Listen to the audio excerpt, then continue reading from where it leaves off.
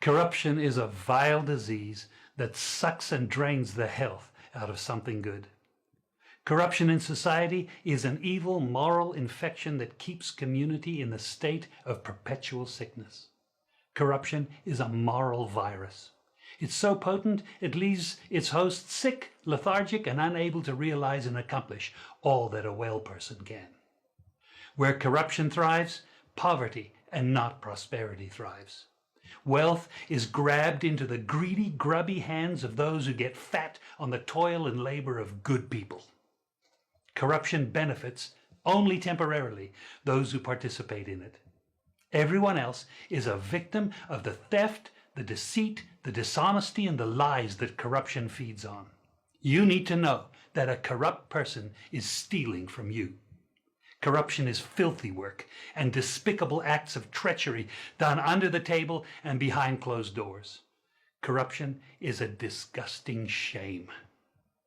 Corruption keeps a nation back from true development and from progress. Wise investors steer clear of a corrupt environment.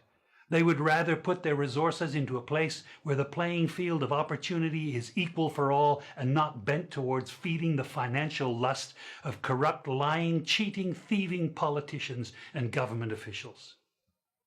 How many wonderful development projects have been lost because the investors didn't want to do business in a swamp of evil?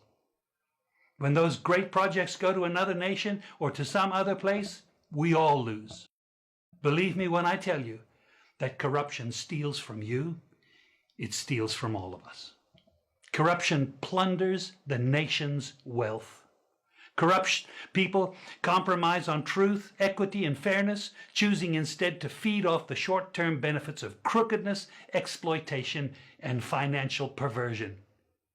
Corruption is not just a personal matter, it's a culture. It's a way of life, not just for individual people, but for companies, communities, governments, and nations. Corrupt nations, hiding behind large companies, will seek to invest in other weak nations in order to take over the assets of the nation that they've invested into. They will provide financial loans to a nation for the much needed infrastructure, and they will do it with assets that they provide. They will sign contracts by lining the pockets of rotten government officials who participate in this kind of corruption and are then held hostage by their own deceit and greed.